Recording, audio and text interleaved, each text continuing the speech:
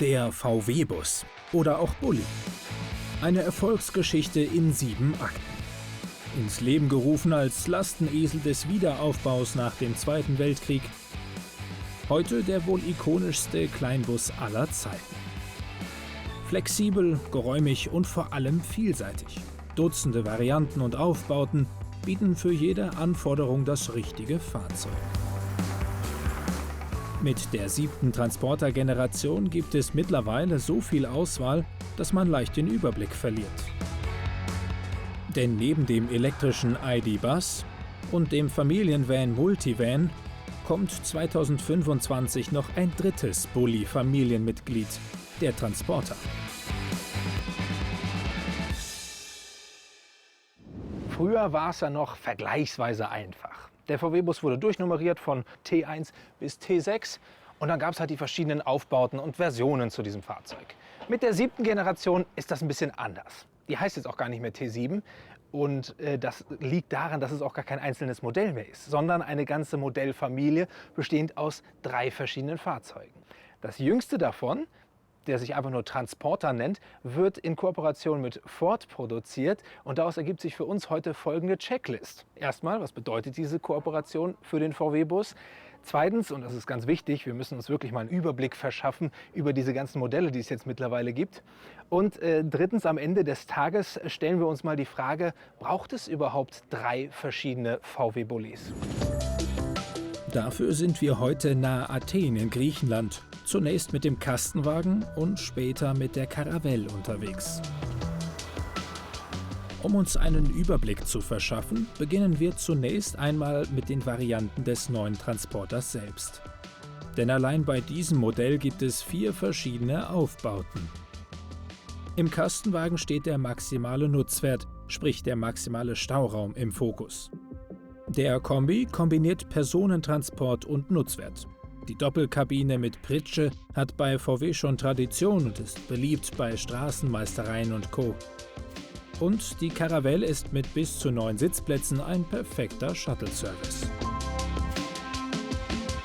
Zudem ist neben verschiedenen Radständen und Dachhöhen auch die Allradversion Panamericana für die Caravelle und den Kastenwagen erhältlich.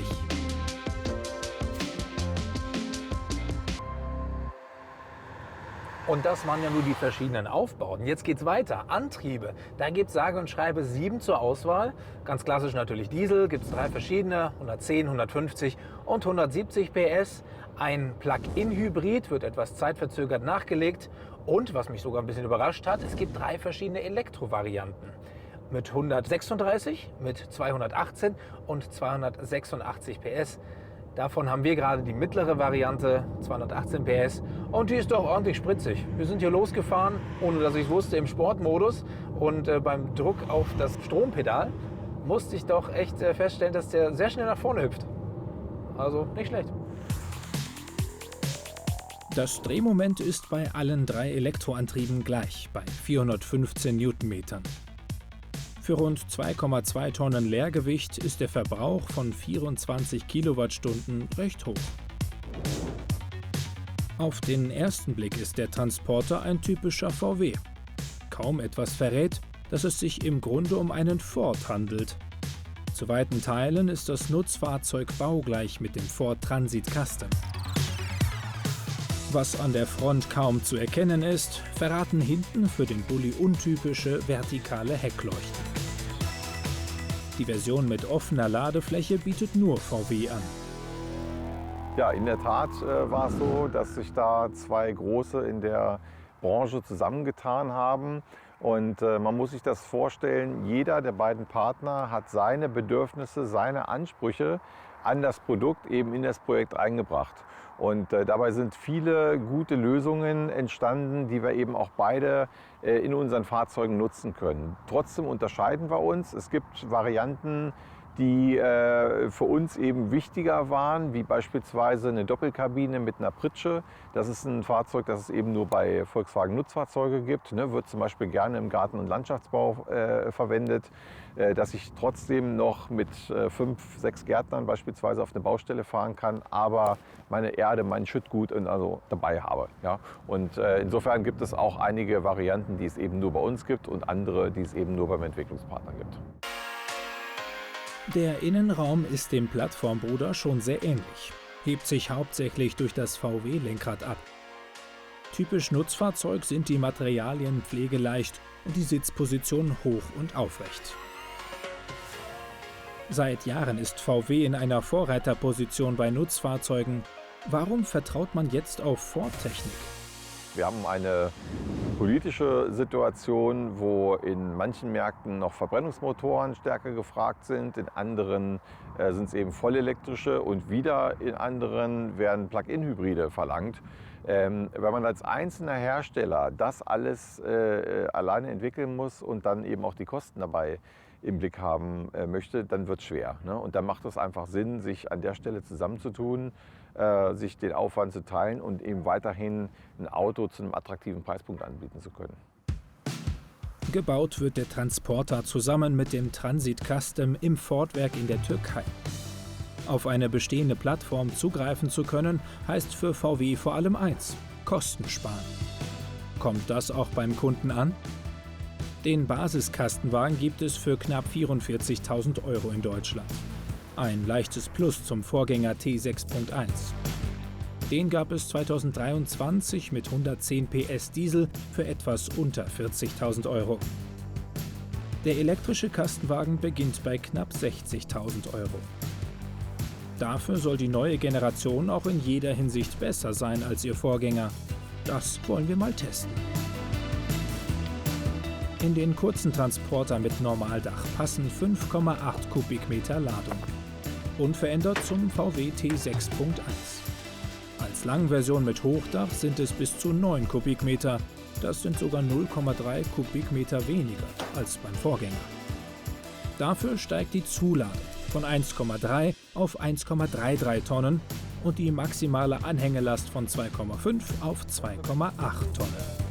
Praktisches Gimmick: mit wenigen Handgriffen ist ein Dachträger installiert. Alternativ dazu bekäme man hier auch noch 3-Euro-Paletten quer rein oder auch 2,03 € Insgesamt ist der Transporter schon eine ganze Ecke größer als der ID.Buzz als Cargo-Version. Der hat maximal 3,9 Kubikmeter Ladevolumen. Da frage ich mich, gerade in dieser Nutzfahrzeugschiene, wer entscheidet sich dann noch für den kleinen ID.Buzz? Jeder zweite Bus ist ein ID.Buzz Cargo. Ne? Der läuft also wirklich sehr gut im Handwerk, aber auch im Werkskundendienst bei vielen Firmen. Und ich habe einfach den Vorteil, dass ich, wenn ich beispielsweise Elektriker bin und ich installiere Wärmepumpen und installiere Wallboxen, dass ich sofort beim Kunden auch zeigen kann, was dieses Auto kann. Ich kann ja einerseits in das Auto laden, ich kann aber genauso gut eben auch Strom vom Auto wieder abzapfen, wenn ich eine bidirektionale Wallbox habe. Und damit kann ich als Elektriker auch gleich zeigen, was ich installiert habe. Darüber hinaus findet der 30 cm kürzere ID.Buzz schneller einen Parkplatz. Und nicht zuletzt kann sein Charme und Style auch als Teil der Unternehmenskommunikation gewertet werden. Und wo wir gerade schon beim ID.Buzz sind, verschaffen wir uns doch einen Überblick über die verschiedenen Modellbrüder der Bulli-Familie. Der ID.Buzz ist der Lifestyler im Trio. Mit seinem kultigen Design in Anlehnung an die erste Bulli-Generation versprüht er Retro-Vibes und steht mit seinem Elektroantrieb für eine umweltbewusste Zukunft bei VW. Der Multivan ist das Reise- und Familienauto. Als Nachfolger des T6.1 und gleichzeitig auch des Charan ist er ein Mittelding aus Kleinbus und Van. Das macht ihn handlicher für den Alltag, aber er bietet auch eben nicht so viel Platz wie sein Vorgänger T6.1. Die Modelle Transporter und Caravelle sind die Praktika und definitiv die vielseitigste Bulli-Variante. Einzelne Aufbauten überschneiden sich von der Idee teilweise mit anderen Bullis, aber als Gewerbekunde kommt man an ihnen nicht vorbei.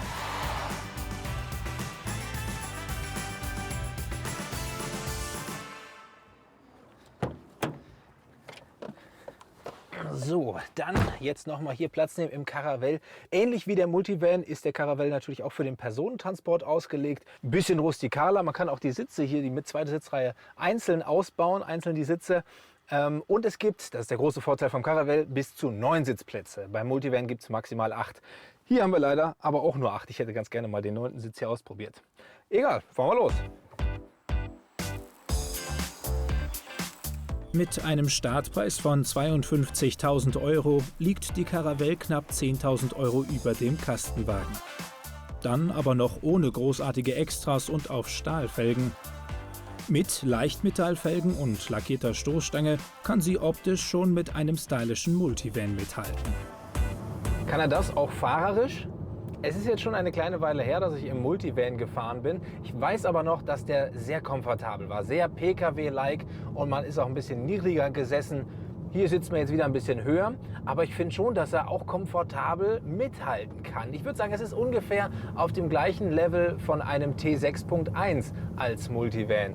Klar merke ich hier so ein bisschen das Nutzfahrzeug in der Basis, aber ich finde es super komfortabel. Und gerade nochmal im Vergleich zum Transporter merke ich ja auch nochmal einen Plus im Komfort, weil natürlich hier besser gedämmt ist und hinten sind Sitze drin und nicht so eine leere Ladefläche. Das merkt man schon hier vorne.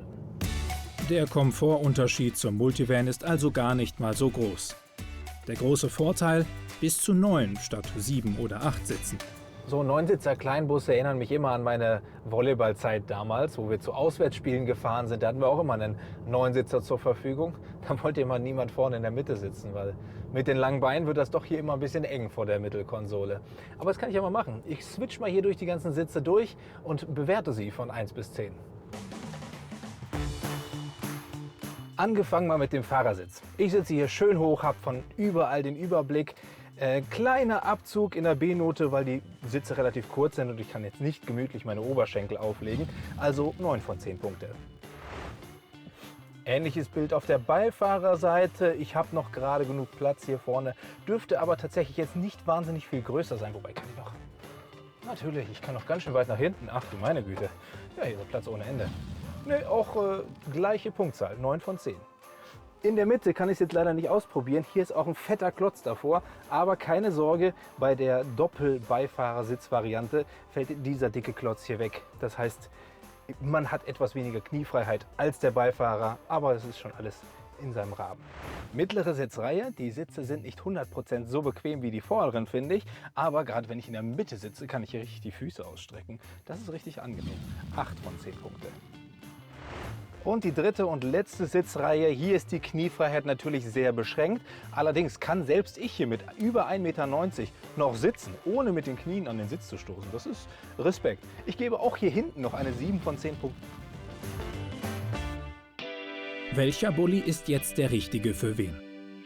Die Caravelle hat ihr Alleinstellungsmerkmal durch die 9 Sitze und immer noch einem hohen Maß an Komfort, trotz der Nutzfahrzeugbasis.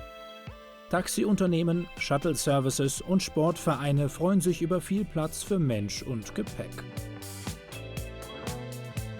Im Garten- und Landschaftsbau, so wie bei Straßenmeistereien und Co., vertraut man auf die Doppelkabine mit Pritsche. Quasi der europäische Pickup-Truck fürs Gewerbe. Kastenwagen und Kombi bieten mehr Platz, Praktikabilität und Motorvarianten als der ID.Buzz Cargo. Sie machen sich dreckig und sind treue Begleiter für jedes Gewerbe.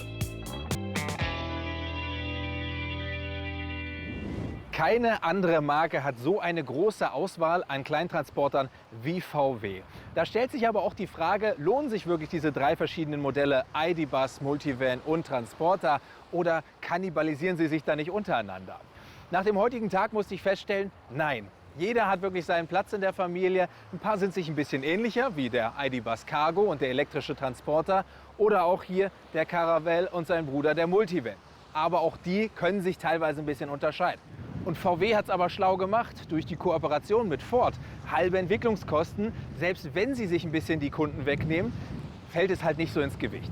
Und eins muss man auf jeden Fall festhalten: Ohne Transporter und Caravelle, also nur mit ID.Buzz und Multivan, wäre ein dickes schwarzes Loch in der Nutzfahrzeugewelt von VW.